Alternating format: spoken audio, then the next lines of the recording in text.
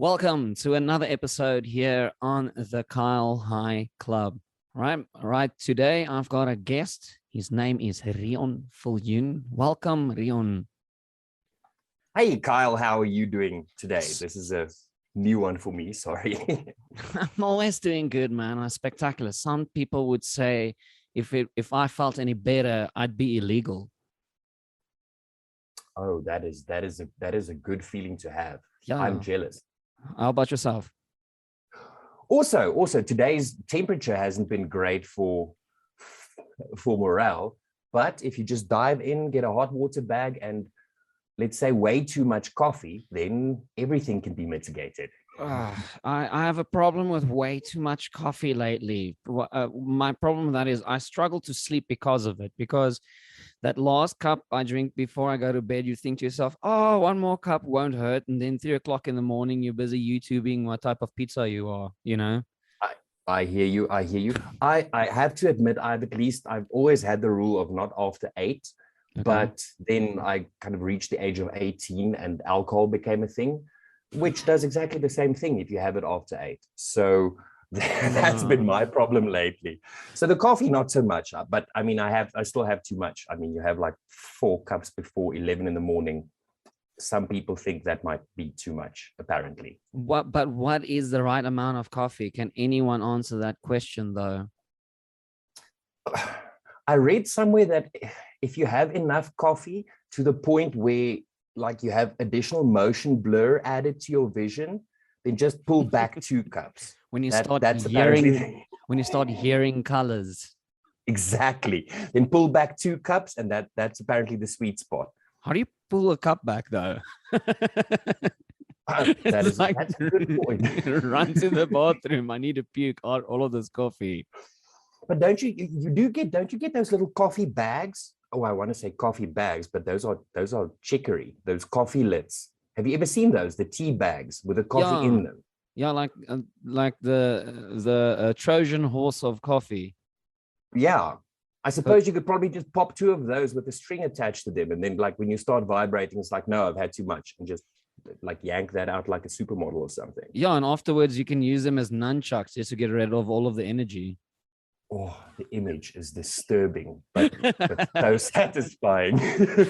Okay, so Reon, tell us a little bit about yourself. What I know personally is you are a YouTuber. I think your YouTube channel is criminally underwatched. Your editing and your videos are so entertaining. And yeah, tell me a little bit more about yourself. Oh, well, I believe I'm a perpetually self-employed videographer. Ultimately, I've gone through many years of trying to figure out what the hell it is that I do.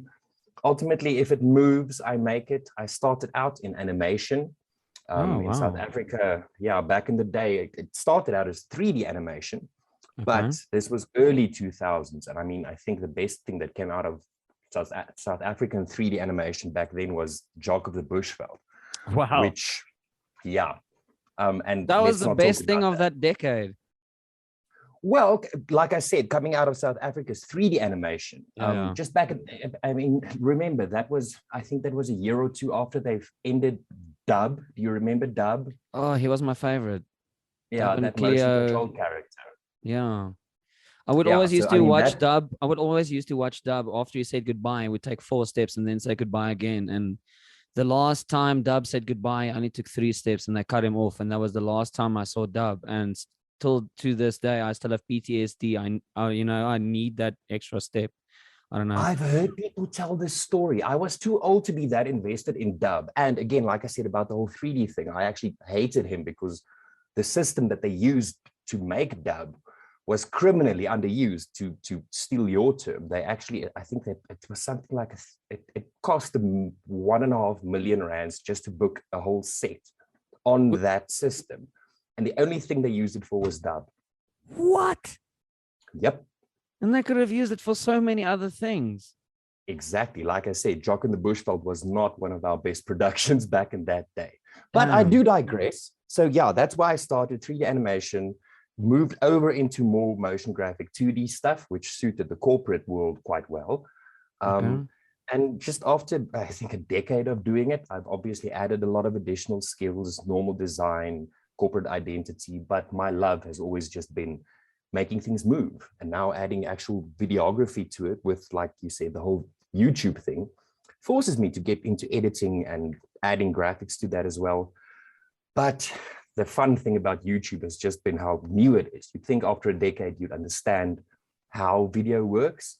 So No. I think currently my big thing for YouTube is just to understand that it's something completely new, Yeah. which I have to admit is probably, kept things interesting in these interesting times. And the cool thing Your about YouTube is you can choose what you want to create. You've got access to all of these tools and you can choose what you want the world to see. I mean, back in the day, I mean, so I don't know if South Africa had something like it, but I know, and you always see it in American movies, they had public access TV, if you want to be seen and to be able to create something and get your stuff out there is actually quite phenomenal. I mean, what made you take all of the skills and knowledge that you've gained from your editing background to actually start, you know what, I'm going to do something for myself? What actually bridged that thought? to be quite honest, it was probably the weed. Okay. I Oh yeah, for started those of growing you about guys who don't know, his channel his channel is awesome. He actually teaches you how to grow weed. It's amazing. yeah, it's actually I started growing weed about 4 or 5 years ago, and I'll always remember the quote where they say the only addictive thing about cannabis is growing it. And Oh that's wow. exactly the effect that it had on me. So I started documenting the whole thing. I would take pictures religiously like a stupid fanatic every Yeah. single day of every single leaf, and just have it in this whole little gallery that I keep for myself. And halfway through my first grow, I would actually start writing like diary journal entries into this gallery that no one would ever see. And I kept My doing this for precious. 3 years. Yeah. And I did this for 3 years and just decided eventually, I have to admit, after it became legal, that did kind of help shift the thought process. But Hmm. I decided that I can do the exact same thing, but put it somewhere where someone else can see it. Did you And have I like a suppose light that bulb moment where, you've got all of your tools right in front of you, growing weed, video editing, and your ding light bulb. Wait, I should make a channel.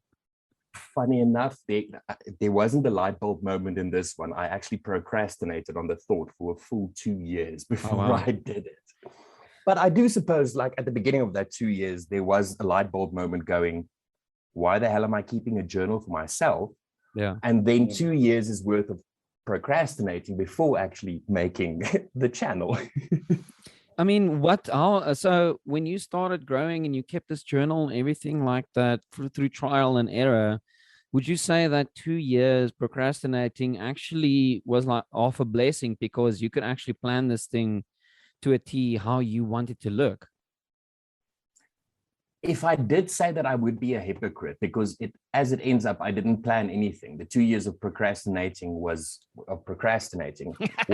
100% dictionary procrastinating. Okay. So went into it, thought I had an idea.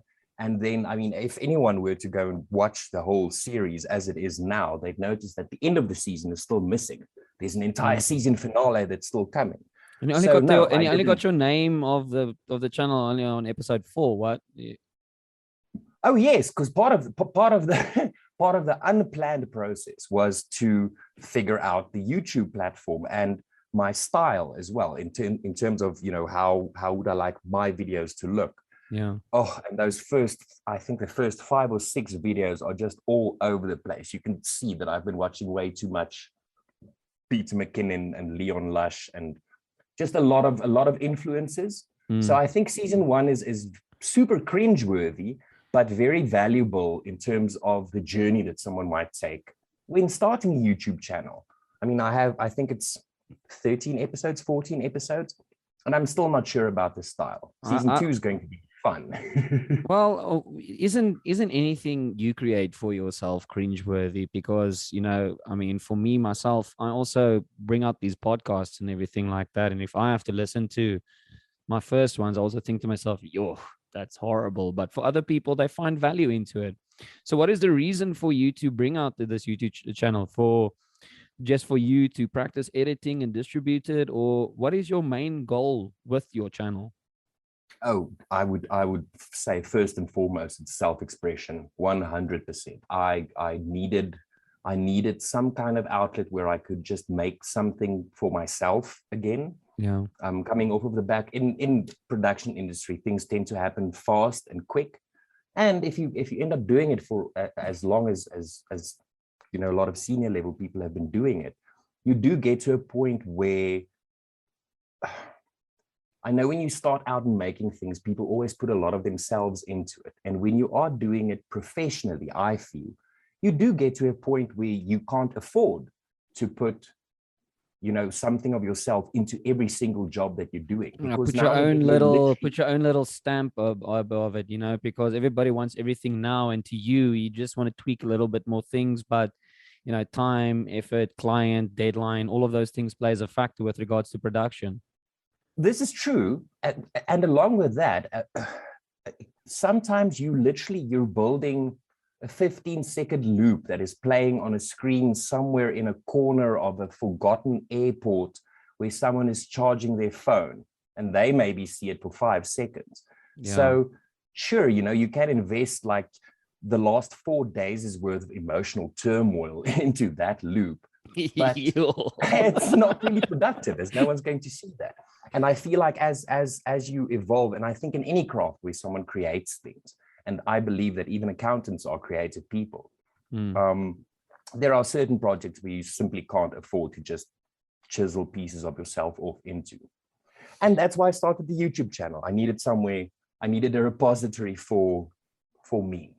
Would you just say like opening that same self-expression also makes you vulnerable to a point as well, because it's something that's you, it's like part of your personality, and you're putting it out there for the world to see? How would you feel about that? You know, do you feel vulnerable, or do you just think, you know what, fuck it, I'm just gonna go do it. Whoever watches it, watches it. Whoever doesn't. I definitely at this point in time, and it does boil back to I think the experience thing. Yeah. After, you know, 15 years, you have already put so much of yourself out there, or things that you've made out there, and you've learned how to handle critique, and you understand that not everything you make is for everyone. So yes, I mean, I at least knew when I started the channel going in, there's a comment section. This is Yeah. YouTube. I mean, there are Yeah. memes about YouTube's comment section. Yes. So if you, I think that's part of the magic of self-expression. If you want to Yeah. make something, but you don't want to put it out there, then yeah, I suppose there are Kudos, I arguments on guess. both sides. Yeah. Yeah. But no, I did know going in.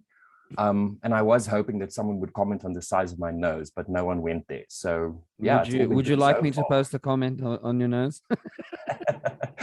Oh, you're welcome to. I think so far my biggest, my most ardent follower has been a communal friend of ours who Yeah. has always tried to like make the first comment, but he's kept it kind of above the belt. So you're welcome Oh, to. I haven't had trolls yet, so okay, great. might be good So, practice. well, allow me if I may. If you want, always wanted one, I'll be your guy. Okay. So, um, your channel is extremely informative, and your editing style is phenomenal. And I just wanna elaborate on your style. I mean, you give really, really, really important information, but you make it fun as well. And there's one comment that I want to ask you about. It's like you keep telling us you're happy you don't see us. Why? Why is that? Oh, I'm actually very, very, very, very shy of the camera, and I think it also shows in the first episode or two, Yeah. which is ironic. I originally, to be very, very honest, and I don't think I've actually mentioned this to anyone other than my family, I originally got into graphics to maybe get a backdoor into Hollywood so I could become Oh an wow. actor, win an Oscar, you know, Oh that wow. whole spotlight thing. Okay. Okay. Okay. Okay. Okay. I have So at least through the years now also been exposed to people who start making shows and, you know, try to record something. So I have attempted appearing in front of the camera, and oh fuck, it has gone disastrously. well, you um you can be a Neil Patrick Harris stuntman. You know, I if I look at your hairstyle and your face, I think you can be like a stuntman for Neil, or like a stand-in for Neil Patrick Harris. You can totally pull it off. that is definitely one that I have not heard before in my life. And I am being a little bit facetious. I always say that if How I Met Your Mother had come out earlier, my high school career would have been a lot different. So we're like spitting image of NPR. Oh yeah, yeah. No, I do get that quite often. I get it very, very often. So how does your family, how do you juggle your own personal, day-to-day life with work, your family, because you got a family and you've got children, and your YouTube? How do you find your me time through all of this? That is a very good question. I used to be an insomniac, so I'd Okay. manage. I'd be able to fit my own things in kind of after hours, after the family and the clients and everyone has gone to bed. Ooh, excuse me. Ooh, Um, Currently, insomnia luckily isn't an issue anymore. yeah. The I work for myself, so luckily I'm not confined to office hours. I do still not, not having the insomnia problem. I do still tend to have late evenings where things do get caught up, but um, I also feel that if you don't have the daily, I don't want to say interactions with colleagues or that kind of thing, but if you don't need to deal with the social constructs that come with a working environment, Yeah. you can just get so much more shit done. Yeah. So it's very seldom that I need to, finish work late into the night or, late into the afternoon even, Yeah. which then allows for things like, dealing with family and sorting out bath times. Funny enough, the YouTube channel, I added an additional challenge for myself originally where I would write the episode over the weekend. I would start filming, I think, on the Monday and Tuesday and give myself only one day to edit it in, which was Okay. supposed to be the original structure. So I would plan my things around that so that those days were exclusively for the channel, which I feel is the best way to do it because it also keeps you in that routine. And I find your episodes to be very meta because you tell us that you're not one that works with scripts, and eventually you introduce a script, and after you introduce the script, you delete the script as well. What's going on in your mind when you create, and what is your thought process with regards to not only creating but your day-to-day life? How do you structure your routine, or are you a routine based person, or do you just wing it as you go? Wow, a question that actually gives me a second or two that I need to think about it. I think I've amalgamated a little bit of both. I'm a bullet point kind of guy. If Yeah. I if I have a presentation, a script, same thing, and even my day to day, at the start of the day, I'll go and sit down. And I don't want to say a to-do list, but I'd literally like have your morning coffee and go through, okay, here are the 4 things I need to achieve today. And those are just bullet points, but I mean, that lends structure to your day. I I'm also a little bit of an ADHD situation, so I'm not a well, I know structure is a good thing. I'm not a fan of monotony. Yeah. Okay. So the whole bullet list thing allows me to start every day and go, cool, here are the X amount of things that I have for today, but those X amount of things that I have today will be completely different tomorrow. And it'll be completely different the day after that, Yeah. which I want to say keeps me on my toes. But yeah, Of bullet course, point there kind of are going to guy. be some things that are going to be constant, though. This is true. I mean, that's where bath times and breakfast and what else? I used to be a smoker, so there was a couple of regular things, working on that now. But yeah, no, they definitely are structured things. Um, I think being a freelancer, you tend to value your time a little bit more literally because And that's what you end up charging people for. So and you my need day to would hustle, probably, and you need to hustle to get those people to pay you as well. It's not this is like true. a day-to-day job where you get your salary at the end of the month. You need to hustle to get, constant business as well. Upon getting me time, upon creating content and deadlines, upon all of these things, you are like a machine that needs to be well oiled. I mean, and that's one thing I wanted to ask you about as well. I mean, how do you deal with if, let's say, you have a downtime, let's say you're having a bad day, but being a father, freelancer, and someone who is, got the pressure of a YouTube channel out there as well, how do you get yourself back on that horse? Because I mean, with things like that out there, you can't really have a lot of downtime. You can't just tell the world, hey guys, I'm taking a mental health day, because the world doesn't wait for anyone. Who? Shit, dude, you have the best damn questions. um,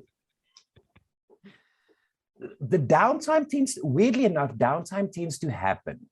And I say this with a lot of reservation because I know it's not really sustainable, and that's how burnout happens. Yeah. But And we're not it talking does about the happen game. where it will happen where I have 3 or 4 projects and the channel and the day-to-day going on. And you'll have a week where 4 of the days are go, go, go, 7 to 7, and the evenings you pass out early, and you do tend to maybe miss a little bit of bath time, and my wife kind of picks up the slack a little bit. But then when that project is finished, there's a 3 or 4 day lull before Yeah. the next project starts or the next briefing comes in. And I find that eventually it does even out. The job does, that roller coaster does give you the space to breathe.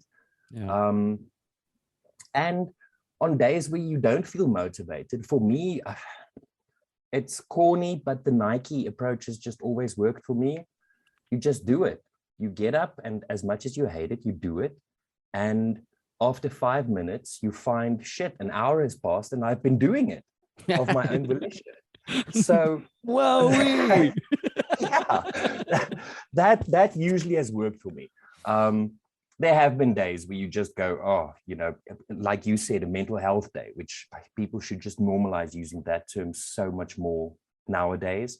I think it's important. They, I think mental health is one of the most important things, because if there's one thing that I have personally learned is I am me. Okay. And then when I'm around people, I can't always be me. Okay. So I have to adapt to my environment. I can't always be the same that I am with my friends, to my family, to my coworkers. You are wearing many masks throughout the day.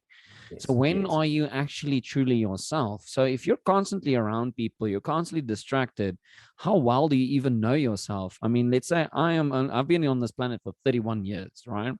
And I've been around people all the time, mostly of my life. So how many time have I actually spent to get to know what I like, what do I like to do, what I don't like? And I think it's really important for people to actually take that time and actually think, you know what? I actually want to dig a little bit deeper, have some introspection, learn who I am, because um, people from my past will tell you I'm a big party animal, but I've actually learned that I hate being around people. I actually hate going in public places. And that's something I recently learned, because I've taken a variable away, such as alcohol. I've taken that variable away without any distractions. Getting to actually know yourself is really, really important. Oh, dude, I agree so much.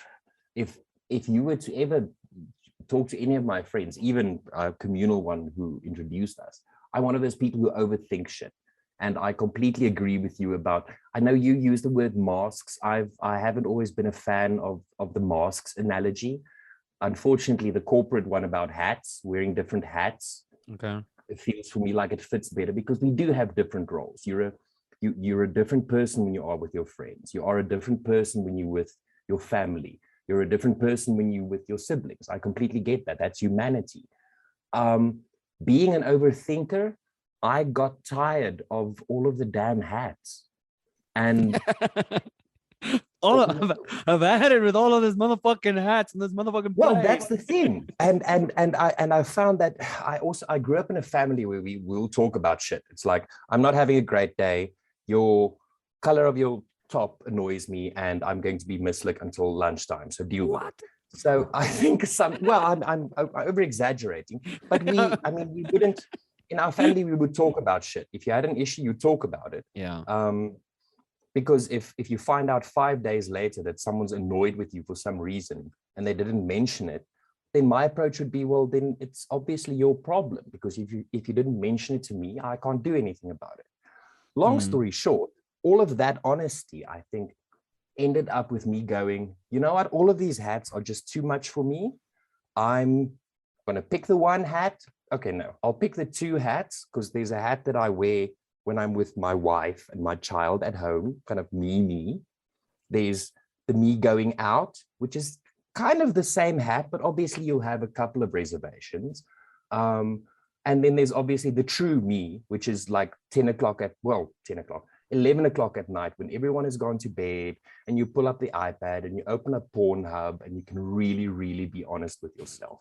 I mean, those three hats feel to me like they kind of cover the spectrum. I love the fact that you can say you can really, really be honest with yourself. Well, that's, I mean, how, if you're not honest with yourself when you're on Pornhub, I mean, really, that's the one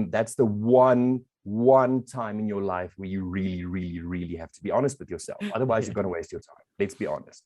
And but is one thing. Sorry, I'm. The thing I felt is all of those hats became tiring for the different groups of friends and the different interactions and everything. And I discarded all but those three. And I did lose 75% of my friends. Let's make no mistake about that. And that's actually a beautiful thing. Because the 25% that you kept are the ones that matter.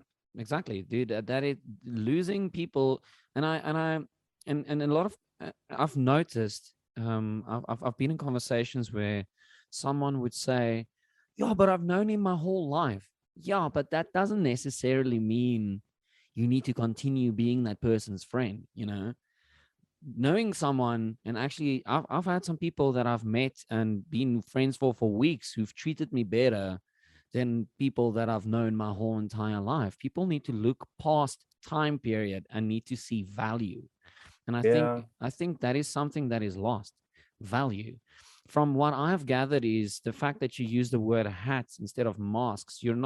I am a very reserved person. You know, I like to actually reserve my feelings. I think that's why I use the word mask, because I like to, you know, hide myself from the world, because I feel, you know, what's the vulnerable to the world. And for you to wear a hat, you're actually a lot more honest with yourself and the people around you, knowing that you need to portray different people, but you're a little bit more, you have a more sturdy foundation in yourself. That is yes, I would. Thank you. I think that's the correct response. But yeah, like I said, the whole overthinking thing, and we spoke earlier about self-awareness. Yeah. You know, again, the Pornhub joke. We all know what we like. We all know the things that we enjoy and the things that we enjoy spending our time on. Yeah. And we expend so much effort on the superficial interactions. We try and act the way we think we should be acting. And that's just, I mean, that's like an extra gym session that no one signed up for during the day.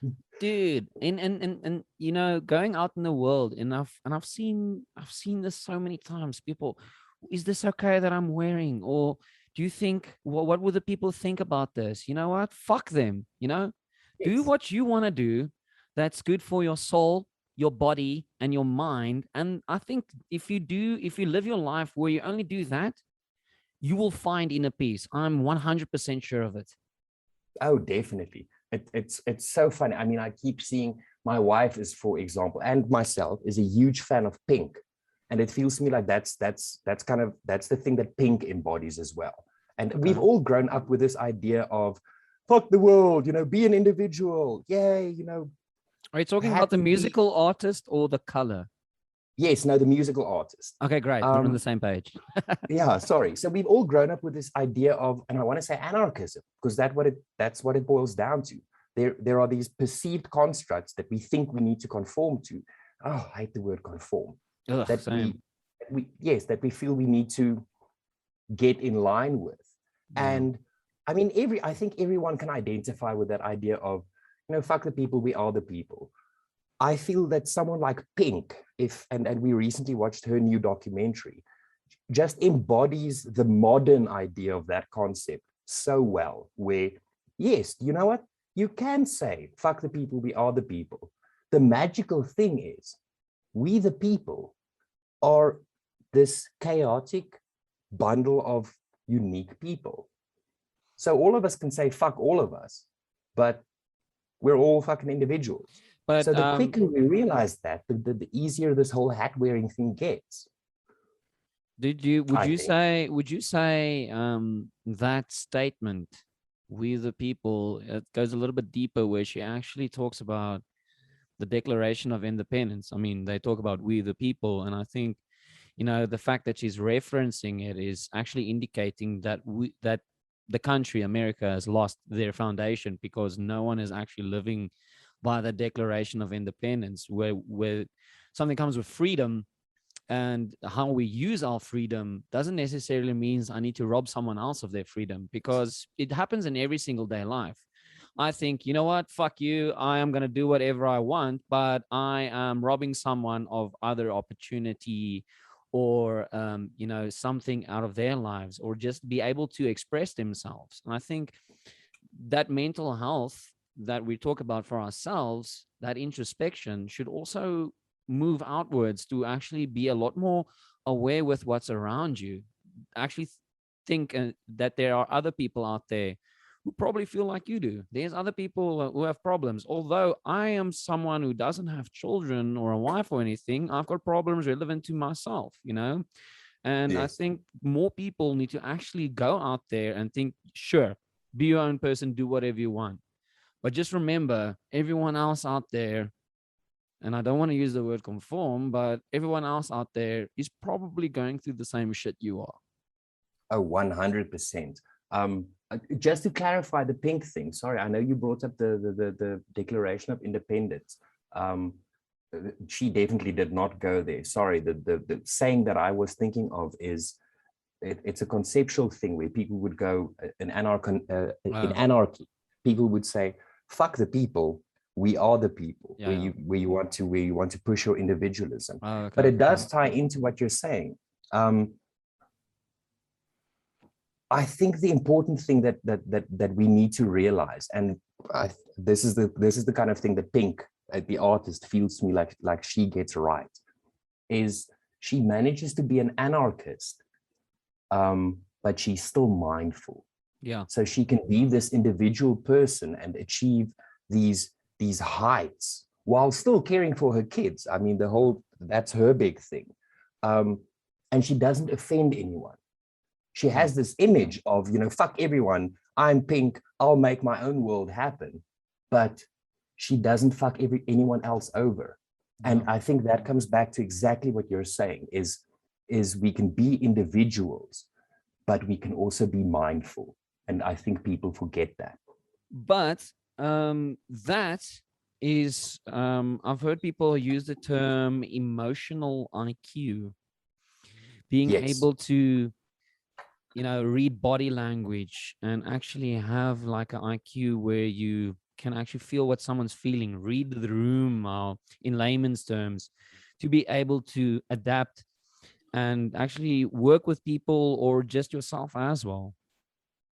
This is true. I have to admit, I've also heard the word, because people like using the EQ. Oh, sorry about that. Why is this thing not on silent? You just one up. I've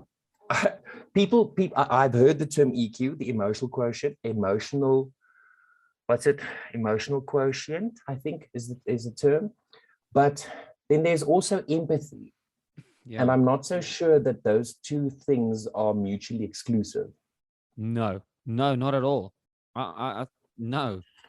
I think that's a very big misconception in today's time. Yeah, because you can have, I get the feeling that for some reason, I imagine someone in a corporate, like, team building situation bringing up Where they're EQ. forced to be and they don't want to be there. Yes, and they all have to like build Lego models together while someone else reads out that you know those exercises, Yeah. tennis balls and crap, which are valuable. But I feel like that's kind of the space where people bring up EQ. Yeah. And then outside of that, I think we'd replace EQ with empathy. And I think that might be a mistake that we're making, because those things are different. I think someone's EQ and level of empathy might be two different things. So how does, if I may, how does weed influence your mindset? How much weed do you smoke, and how does that influence your day to day, how you think and how you operate? What do you use it as? Hmm.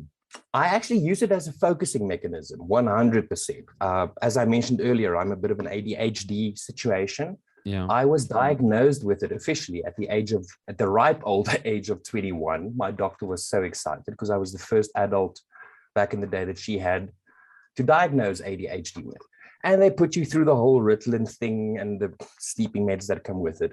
And what was awesome about my doctor is she explained that Ritalin is just a tool to teach you how to focus. Because if you have ADHD, you have trouble focusing. Yeah. And that was very valuable for me because I actually didn't enjoy using Ritalin. So I very quickly learned what the Ritalin helps me to do, and then implemented that in my life. And then a couple of years later, in fact, on my honeymoon, specifically left the Ritalin and the sleeping meds that comes with ADHD and Ritalin for weed. So I would say that yeah, I've replaced Ritalin as my focusing tool with cannabis. And I think that was probably a much more sustainable choice to make. What was your first introduction with weed? How was it introduced to you? Was it a pleasant experience? I think my first introduction to weed was back in the rural town of Oorgies, where I grew up in and did high school, where I was introduced to it via a friend of mine. He was like the crazy guy in the class, and we were a class of 18. Introduced me to it. I think we were bunking class or something, as one does. We had some weed that his brother had organized. It was apparently Durban poison, but I mean, when you're a high school kid, you know nothing. And you're in Oorgies. Yeah. And funny enough, that was not, I wouldn't say I've smoked weed since. I think that was the first anecdotal introduction to weed.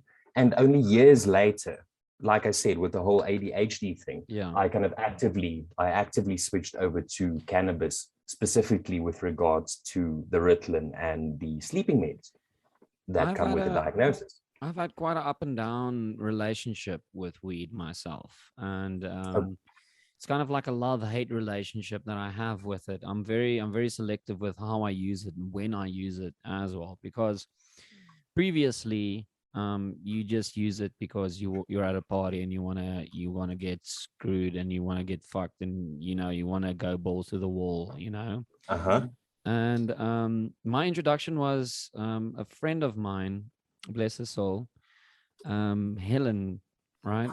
I was at a party, and I was new to Cape Town, and a friend of ours had a party, and there was a lot of people there, and I didn't know anyone.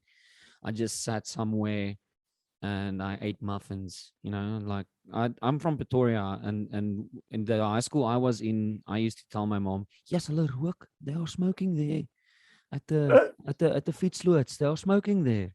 That's the type of household I came from. I was very I was I was very unaware of how the world works, and then I moved to Cape Town where everything is relaxed, and every single, it's always 5 o'clock somewhere. Yep. And I ate all of these muffins, and this chick came to sit next to me, and she asked me, "How many of those muffins did you eat?" I was about to ask, is this this was your first interaction with Weed. THC and CBD? Yeah, it's THC, yes. And Edible. so I said all of them, and they were delicious. And she immediately took me Oh, to her room. She had like UV lights and all kinds of psychedelic stuff happening in her room. And she actually oh, guided me through everything. She's like, "Calm down."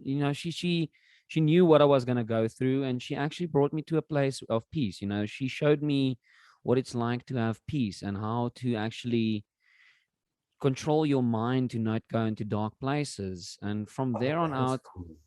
um what happened was I'm also an overthinker. I started using it too much.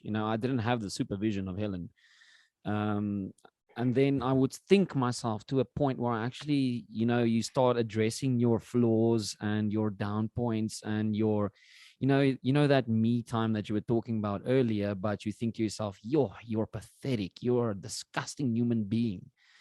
And then I, Mm, took a step back from weed for a while, for a couple of years, because I didn't want to feel like that, because I didn't want to address my horrible parts that I don't want to address. And then every now and then I do take edibles now, because I can regulate how much I want, how much I want to take in.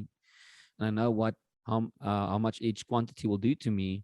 But the point where I'm getting at is, to me, it's such a phenomenal tool to use to actually do that introspection, because you can actually use your own current overthinking together with that focus you were talking about, and actually mm, focus on these things to try and actually make them better, instead of trying to avoid your dark side. Embrace it, learn from it, and be better. Your Nike mantra to just do it. Go out in the world and do what you want to do. Try and be better. Try and improve.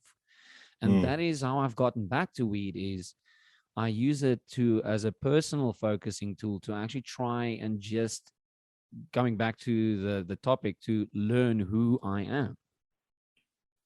That is, dude, that is amazing. Number one, the fact that you had someone to guide you on the first time that you actually did it, that's amazing. I personally, at the point where I am now with weed, I think that's how everyone should be introduced to it.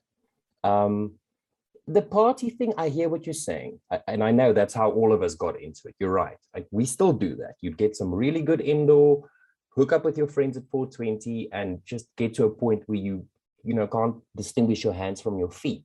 Yeah, yeah, But the day-to-day stuff, I mean, this whole mindfulness thing, that's, I think probably that was subconsciously a thing that I also wanted to eventually put out with the channel. um, you end up getting so many people asking you questions and asking you for weed. And you have people who come up to you and go, listen, I don't know anything about this. I have this family member who has, the big C, and yeah, can you supply me with something? And for me, no, sorry, that's not how it works. At yeah, the end of the day, for me, what I've discovered is cannabis is a very, very, what's the word? Subjective. If it's unique to yourself, I always confuse the two. It's a very subjective thing where your genetic makeup and the genetic makeup of the plant has a certain reaction. yeah, And currently we're at a point where we can't foretell that. You can't walk into a dispensary and go, I would like a milligram of this product because I would like to feel ABC. yeah, Or you can't walk into a dispensary and go, I have back pain. What can you prescribe me? We're not at a point where people can do that. We're at a point where people go, here's some weed, smoke it. And yeah. you just have to find out what happens. And I would love for us to get to a point where we know enough that we can go, cool. Here, if you're 18, you can legally have cannabis, but if it's the first time you have cannabis, you need to have it with a guide or something. Like a Same goes learner's with mushrooms. license, like a learner's license. You need to drive with someone before you can drive by your own. Exactly. You need to understand what this thing does, and you need to understand what it can do for you. And I think this is the most important part. If it does not do for you what you need it to do for you, then it's not for you. And I feel Imagine, like a lot of people miss that.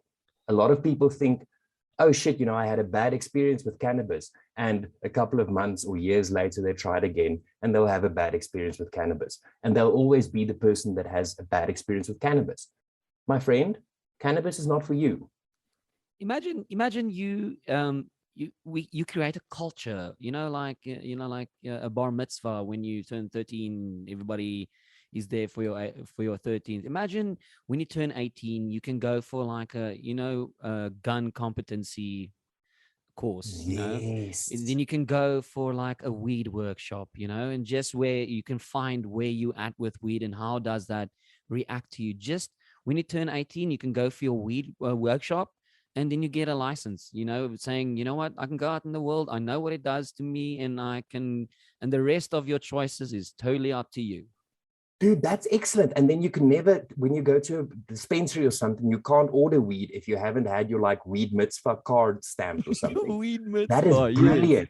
Yeah, and That then is brilliant. and if you want to get fucked up, if you have bad vibes with it, the rest is up to you, man. It's all about your choices. But if you have that card, it's like kind of getting your 21st key. I think your 21st key should come with like a weed mitzvah. Yes, dude, that is an amazing idea. I will become like the Adam Sandler wedding singer and like begin that industry. I'll just go around to like weed mitzvahs and introduce kids to decent weed and how Do you to. think? Well, I say kids, that sounds wrong. Hey kids, you want some weed? No. But you'll be like the pro guy. You'll pitch up like Agent 47 from Hitman. You'll have like a suitcase, like shades and shit, and you'll be wearing a suit. Open up that mother. Here's your indoor, here's your indicas sativas. Do you have anxiety? How bad is the dark times been for you? Okay, cool. You need, oh, I can see it. It'll be amazing. Or you can actually dress up as something like really, really cool, and be like a weed fairy. And you can say like, after you have got your weed mitzvah card, you can say, yeah, the weed fairy visited me. I'm all 420. Yes. Dude, I know we're joking about this, but that is actually not a really bad, that is not a bad idea at all. So do you think you're going to introduce your children with like a weed mitzvah now? I would. I have one kid presently, a little Okay. girl at age of 7. I think she turns 8 at the end of the year. And those galleries that I told you about earlier, about the earlier grows back Yeah, yeah. then that were just for me, I have pictures of my second grow where my daughter, at that point in time, she was about 4. She's helping me plant the seeds. Nice. And we've always, from day one, I've never tried to hide it from her. It's very weird having a conversation about cannabis and medicine cigarettes with a 7-year-old, Yeah. but I believe that she does need to understand where it fits in the world, as you actually said earlier with the whole weed mitzvah thing. So Yeah. she's already had hers. I think Nice. she's going to be the template for the whole program when we Yeah, yeah. develop She can be the pioneer of the weed mitzvah. it. So, but Just how? Yeah. full disclosure, I have to admit, while she does understand where cannabis fits in, she's still a minor and she understands that she's also not allowed to get near it. Yeah, basically, like you teach children not to drink alcohol, you can still drink alcohol around Exactly your the same. children. Same principle, I guess. 100%. In fact, we teach her that it's exactly the same as alcohol. It's just less damaging for you. That is actually a very, very, very good way to actually go about it with your children. Instead of telling everyone this is a horrible thing, stay away from it, instead of lying to people. Because I'm thinking about a lot of things, I'm seeing this as an adult, being around other adults. You actually realize, adults are just giant children, also just trying to figure out what's going on in their lives. And I don't think it's necessary to actually lie to children. I'm also not saying trying to sugarcoat the truth, but being able to relay information to the next generation in a manner for them to actually, when they are of age, to make up their own minds about it. Yeah, no, agreed completely. Funny enough, we actually have the same approach. Sorry, give me 1 second. Snacks. We have the same approach with, again, the 7-year-old when it comes to swearing. Me being a creative, same with my wife, we tend to be expressive people, and I've always believed that swear words, if you apply them, what's the correct word? Sparingly, then they have more effect. Selective, And we try and selective swearing. yes, and we try and teach the 7-year-old that once you're old enough to understand what those words exactly mean and what the implication of them means when you string them together in a sentence, then you're allowed to use them. So she completely gets it. And I think that is actually a very beautiful thing about parenthood, is you have this human being in your house, that is so malleable, that's so easily to mold and shape, and to be able to relay information to this person who's family, who's part of your blood, to a point where you can be their friends and they can trust you as well, instead of creating a home of fear.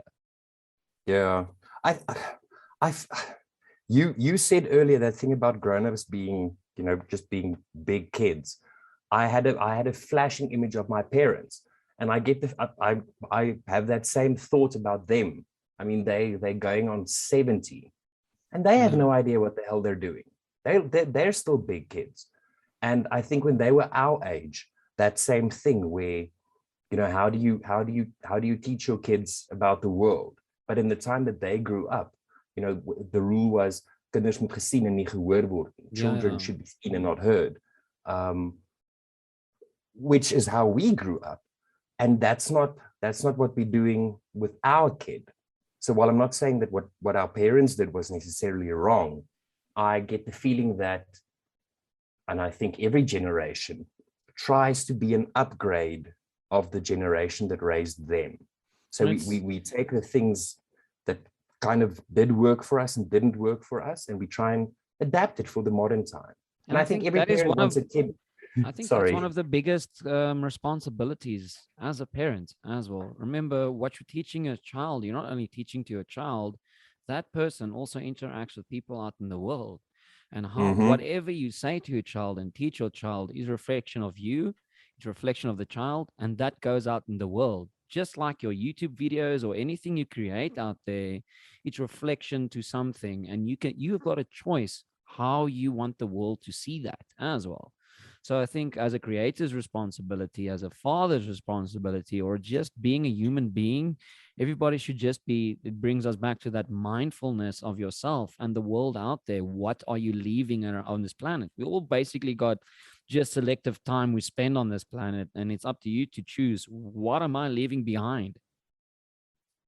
Yes, this is true. Although I think along with that, and again, you and me being the overthinkers and speaking about things like mindfulness, I think an additional variable that we tend to forget maybe in nowadays' time Mm. is, yes, be mindful about what you put out into the world, but seeing as you're human, you should also be okay when you do put out the odd mistake or two, because you're human.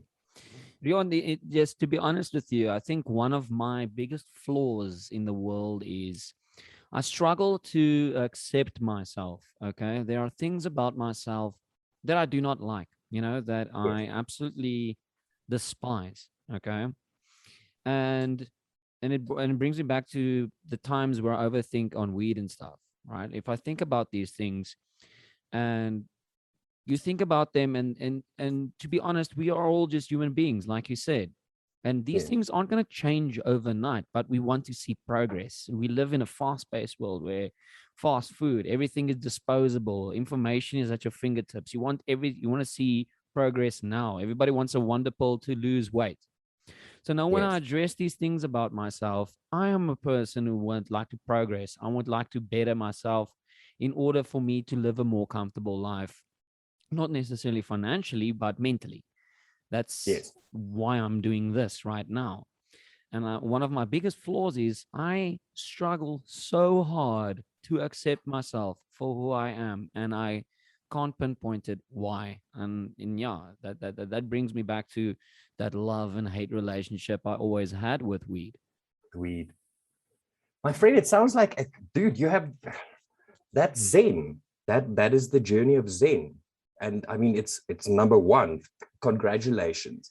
Just the fact that you can say something like that already, I think, puts you on a level a little bit further than I think your average human. The whole conversation about self-awareness, the fact the fact that we sit down and go, there are things about myself that I don't like. Um, that speaks, for me at least, that speaks to an ethos of improvement. Yeah, yeah. And you have people out there who simply don't feel like improving. That's not something they put their thoughts to. Some people out of circumstances, some people by choice. And I think, I mean, it's, I don't want to say it's like alcoholism, but it's like that old saying of alcoholism. The first step to recovery is admitting you have a problem. So if you're at a point where you can say, listen, there are things about myself that I need to work on, fuck, that's already like 4 steps on the road, not to recovery, but to betterment. But that's And I think that's awesome. but that's something all humans have, right? That's why I asked you earlier about your dips, your downtime, right? And I think Yes. to me, those people that you talk about that don't want to improve themselves, they've just come that they are so long in that dip that you can't get out of. And I know these spirals, it spirals so badly to a point where your motivation surpasses, I mean your lack of motivation surpasses your day-to-day life, where you just don't Mm-hmm. want to anymore. And to me, I think the most important thing about self-improvement is not having a bad day, but having a bad 5 minutes. I mean, a lot of people would sit in traffic, someone cuts them off. How you react to it? Are you going to have a bad day, or you're just going to drive on because that's not going to change the way bread tastes, you know? And to me, that's important for me to get out of those dips as soon as possible. And I think what I hate about that those things I don't like about myself is you actually think to yourself, here I am again. I thought I'm over this. I thought I've gone past this point in my life. And then you feel really bad. And you're not supposed to actually say, hey, you're back here. Just think about the time you've actually avoided that problem, or you've surpassed that problem, and just think about the positive things past that. And I think that's something everybody overlooks. That is true. That is very, very true. It has echoes. It has many echoes of what is it? The Plato's allegory of the cave. Okay, Anne Yes, Frank, the yes. diary. It's that whole thing about you always have a choice. Um, and fuck, the Anne Frank thing, I always just find so. It's such a platitude where it goes. You can you can always choose how you feel. You can always choose how you respond to something someone says to you, something that happens to you. And I think what's important about exactly what you were saying now, you have this conversation with yourself, and you want to improve, and you have, you know, a bad day versus 5 minutes. I think we should also be less hard on ourselves. I think it's okay to have a bad day. I think it's okay to have 5 bad minutes. I think I think where the magic lies in you can always choose is how you react. If you do have those 5 minutes of fuck, here you are again. What the hell? You're such an idiot. Why are you here again? That gives you an opportunity to go, you know what? Why am I here again? Is there a pattern that's repeating itself? Is that maybe something I can change? And I feel that those of us that do get into the self-awareness and self-reflection thing forget that it's also okay not to always be okay. Don't you I think? I'm gonna throw a spanner in the works Do with it. what you just said right there. And I agree to you to a point, and I disagree on my own personal level. So, what I'm Cool. saying, what I'm disagreeing with is at my own personal level, and I think there someone can find value out of this, right? So, Yes. I've been there where I told myself, you know what, it's okay to have an off day. It's okay to be sad. But if you're already at a low, saying that to yourself is probably one of the worst things you can do. And this is where I disagree. If you, as an individual, are not hard on yourself, who is? No one knows what you're thinking. No one knows what's going on in your mind. No one knows what you are feeling, right? So I am abnormally hard on myself, but I find that to be a very, very good thing because Yes. if I sit here and I say, oh, I'm having a bad day and I'm having off time, that 5 minutes is going to turn into a day. That day is going to turn into a week. I've had months where I didn't do anything because I thought it's okay to have an off day. So for you to always have that thing in the back of your mind, that just do it mentality to say, you know what, as long as I'm going to sit here and say it's okay for me to sit here, I'm not accomplishing anything. So I think it's important to be hard on yourself because it will be unreasonable to expect for someone else to be hard on you. Yes. I know me. I know what I want. I know where I want to go. And it's up to me to motivate myself to get out of that dip, that bad place, that dark place, that cave as soon as possible. Ooh, okay. At that, just at that point, because you use the word motivate, and I 100% agree with you. You first use the word, we tend to be hard on ourselves. And then in this last bit, you use the word motivate. And I feel like, I think that might be where your disagreement might arise. I Yeah. agree. I think it's okay. And I think it's good to be able to tell yourself it's okay to have a bad day. I think it's very important, however, that when you do say that to yourself, that the conversation not end there. Yeah. I think it's more valuable that you go, it's okay to have a bad 5 minutes. It's okay to have a bad day. How do I change it? Or, what got me here? And I think if it starts with that first bit, it's okay to have a bad day. It's okay to have a bad moment. Cool. There's acknowledgement, but then there has to be the follow-up. And I think if you combine those two, then you change from, as you mentioned, being hard on yourself to motivating yourself. I think Because if you're hard on yourself, your mindset would be, why are you having a bad day? You shouldn't have a bad day. Fucking get up off your feet. Just do it. Go, go, go, go, go. Yeah. Whereas if you motivate yourself, it's like, okay, dude, you're obviously going through some shit. Why are you going through some shit? How do we get you through that shit? Which I feel is maybe a bit more, you kinder to yourself. And Yeah, you still get. I think the word, well, the statement being hard on yourself, it's all about perspective. You shouldn't be hard on yourself negatively. Tell yourself, you know what, you're a piece of shit. What the hell are you doing with your life? You need to be hard on yourself and say, dude, okay, you're here. You fucked up, but let's Yes. try and be better. Being hard on yourself should be a motivational thing and not breaking yourself down. So I think that statement, being hard on yourself, needs to be at a positive point, a motivational point, instead of breaking yourself down emotionally. Because although you have the power to motivate yourself, you also possess the power to bring yourself down to a very, very, very low point. Yes. No, dude, exactly. And if for you, I mean, the same thing, and I don't want to sound like I'm talking out of turn, but that thing, and I completely agree with you. I'm one of those people, like I said earlier, the whole Nike just do it thing. Yeah. I believe you can't finish a day without improving yourself at least in one, I want to say, skill point. I always use the RPG Yeah. analogy. So you have to finish a day with at least one skill point upgraded. And I think You can do that without being an asshole to yourself. I think that analogy, and for those people who don't play games, but I think the RPG analogy is how I'm basically trying to live my life. Because if life gets hard, it doesn't mean you messed up. It means you're leveled up. Because if you're at a new level, you're going to struggle to defeat all of the baddies. You're going to struggle to defeat that level. You're not going to run through that video game and finish it in 10 minutes.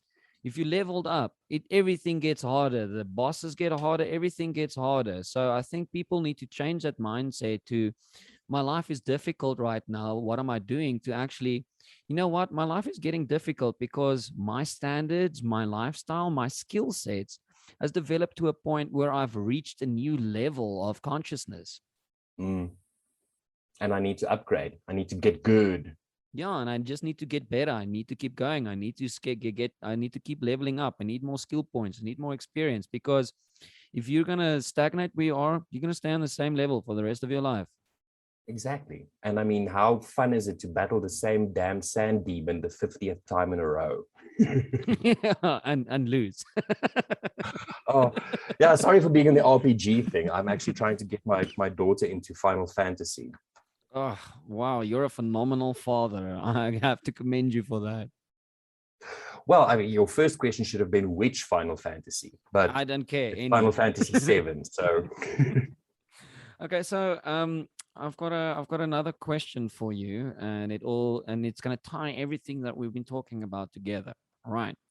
So cool. I know this, and this is probably the main reason I got you on this podcast. I know you like Disney movies as well. Okay. Oh yes, our first meeting. That was a good one, by the way. We basically only know each other for a couple of minutes, if you Yes. think about it. But Yes. I like Disney movies because as a child, you watch it for all of the pictures and everything like that. And everybody knows it's got a cool little message. I get it. But if you think about Disney movies, what I love about them is character progress, and the protagonists in the Disney movies that actually goes a little bit deeper, not only for children to enjoy, but as an adult, if you actually really think about movies.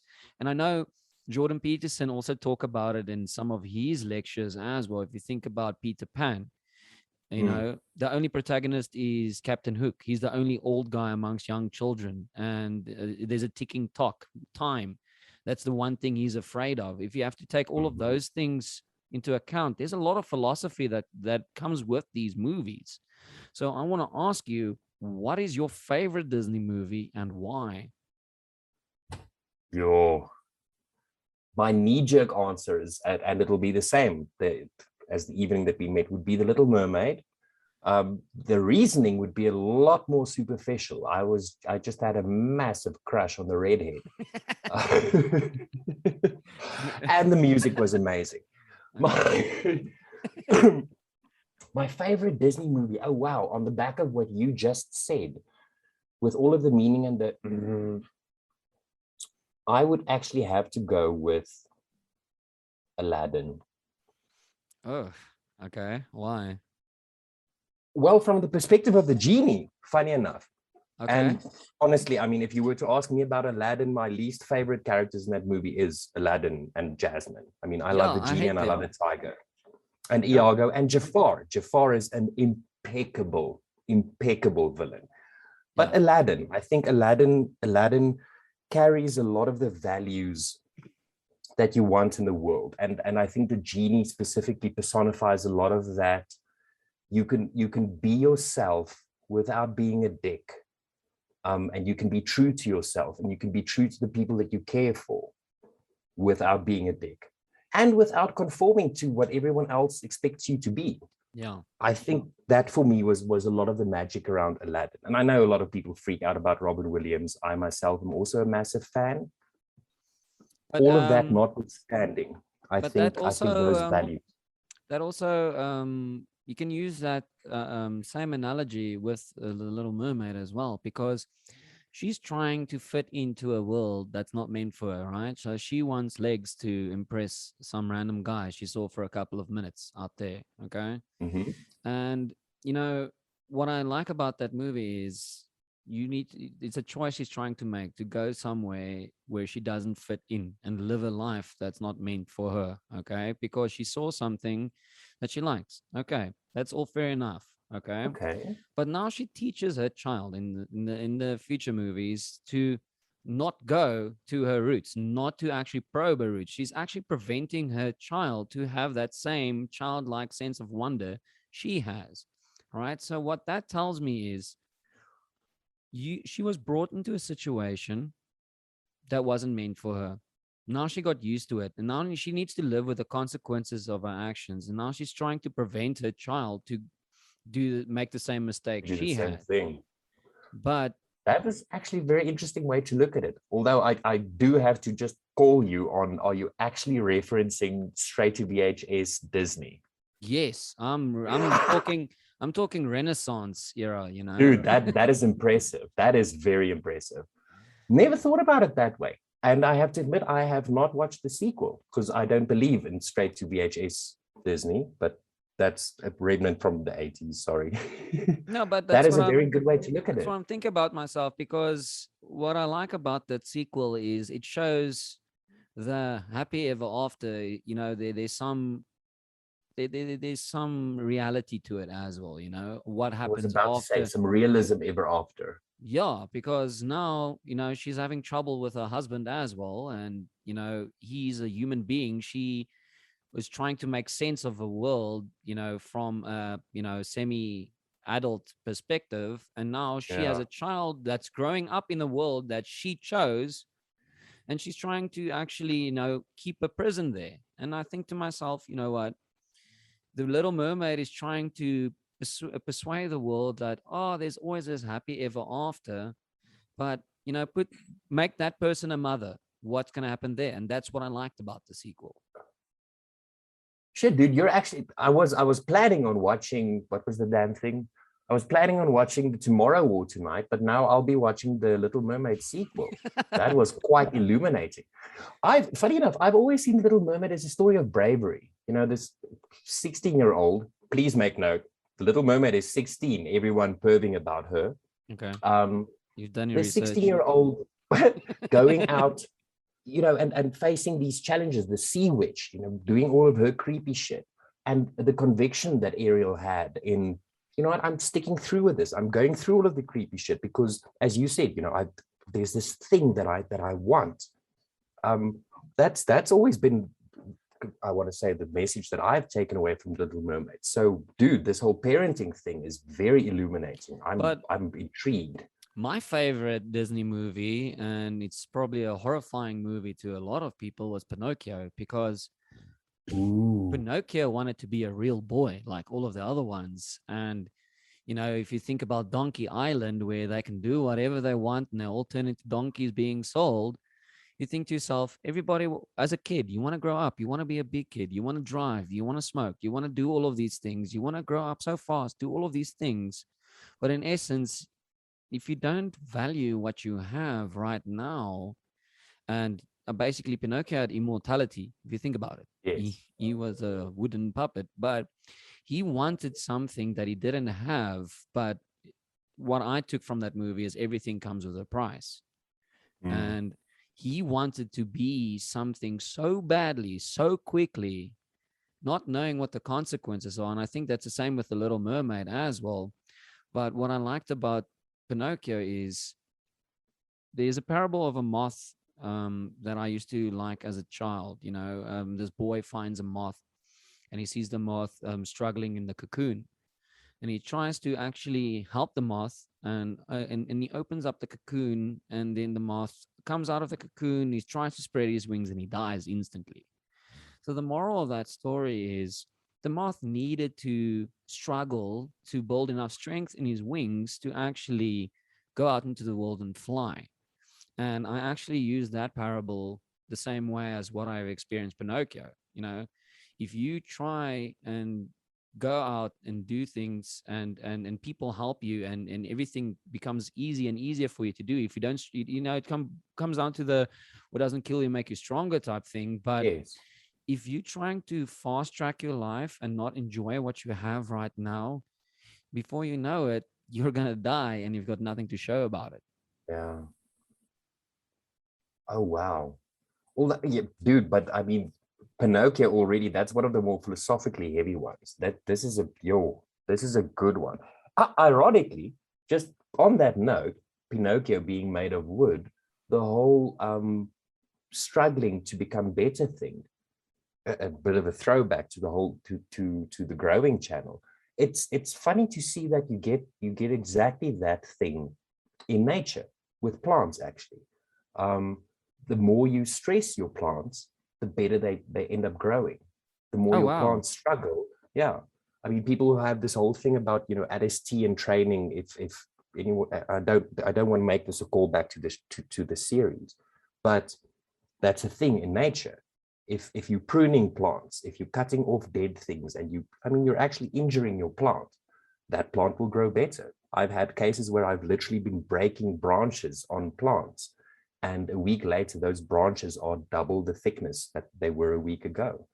So, yeah, That wood. is but that is why I like bonsai so much, because with bonsais you're actually guiding the plant how you want it to grow, exactly with that same principle. You're pruning it to a point where they're going to grow out a little better than before, and so you can sculpt and mold your bonsai tree for years and years to come. That's exactly the principle. Ooh, a bonsai fan. Oh, it's so cool that I'm also learning new things about you.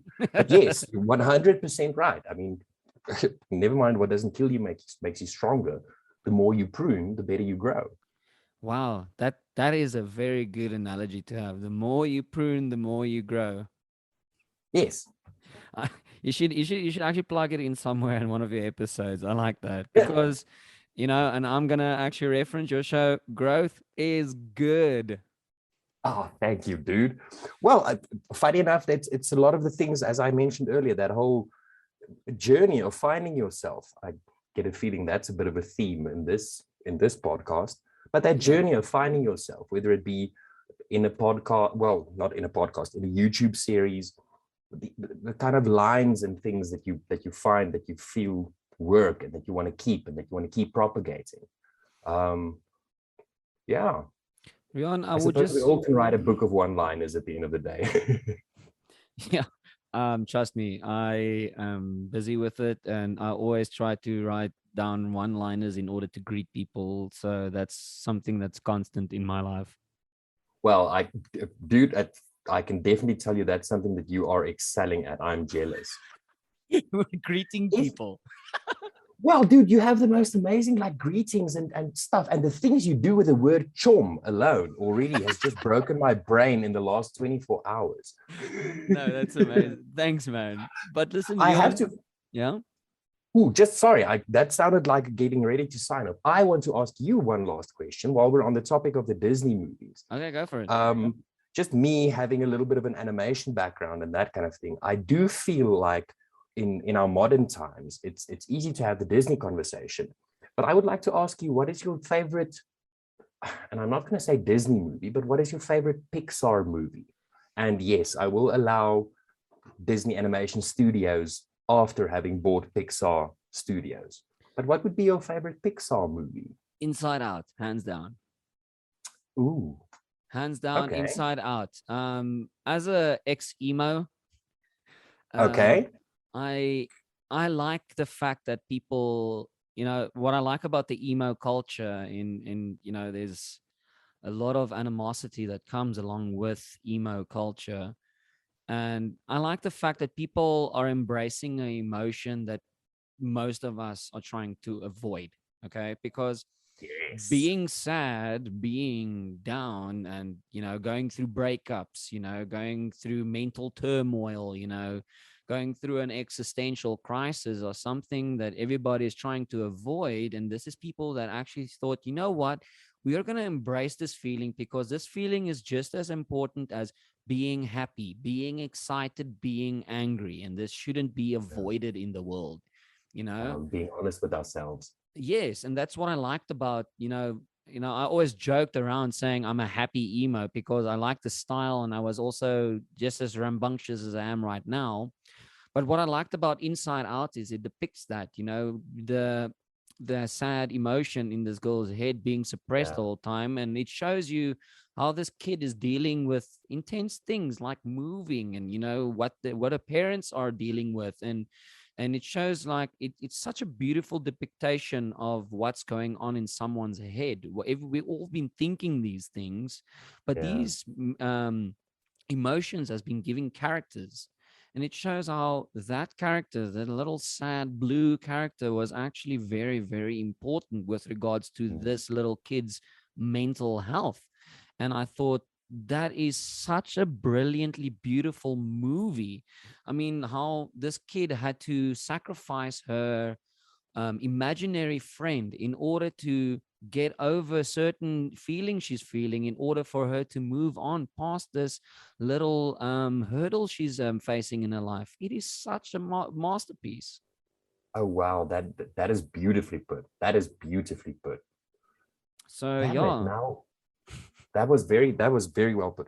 Funny enough, and just the way that you're describing the whole emo culture, I think that's back in the day when I was a student, the whole I for some reason latched onto the word anarchist because I yeah, found out that an anarchist isn't someone who riots and burns buildings down. It's just someone who doesn't necessarily agree with the system. yeah, yeah. And I feel like listening to your description, emo for me has also fallen in that world. People always would have this image of someone with black hair combed over the one eye, depressed, not talking to anyone, almost goth-like. And for me, I mean, the word emo, that's exactly what it says. It's someone who feels their emotions. Well, to bring to what you're just describing with a little bit of history back together, emos actually comes from the term emotive, right? So the Yes. style in musical style, it was just basically post-hardcore punks. So post-hardcore Okay. means it's basically chilled down punk music that still keeps the technical elements of the punk music, but a little bit toned down. So the Okay. early 80s emos, like bands like Sunny Day Real Estate, some of the pioneers of the emotive culture were basically punk bands. If you look at bands like AFI and things like that as well, they all started very, very, very punk. So a lot Yes. of these punks just decided, you know what, we're not going to put our mohawks up. They still have their mohawks, the very long hair, instead of, spiking it up. That's where the fringes came from. So, I come from an emo culture where we all typexed anarchy signs on our space cases and everything like that. Still keeping Uh-huh. the elements of, sticking it to the man. If you listen to Rage Against the Machine and stuff like that, together with being in tune with your emotions. That is what I liked about the emo culture. Is it's people expressing themselves no matter what. Yeah. It's still got that punk elements that you're mentioning, sticking it to the man, not agreeing with the system. And I think that's what the emo kids did. They had their own style, they had their own way of expressing themselves, not really giving a shit what the world thinks about them. That is, like, again, that word that you use, the word expressing.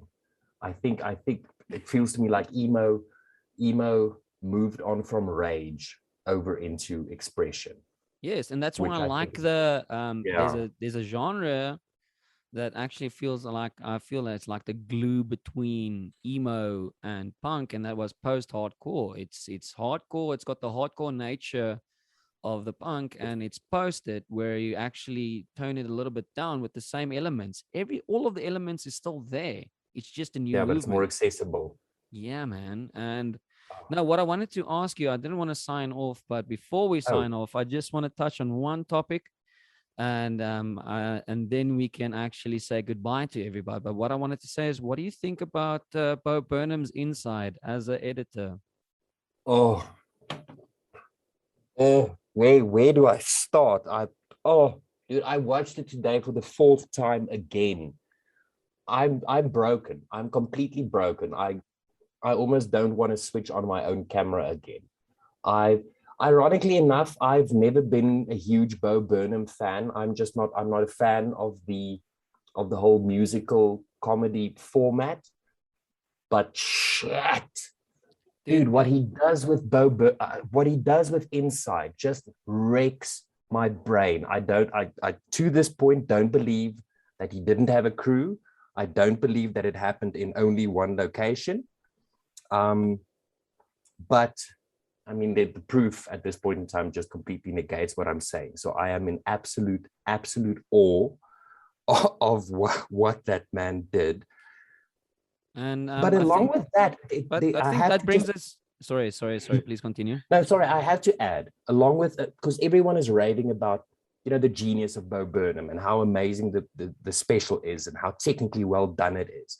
I mean, the fact that he gets all of that variation into such a small space, it completely blows my mind.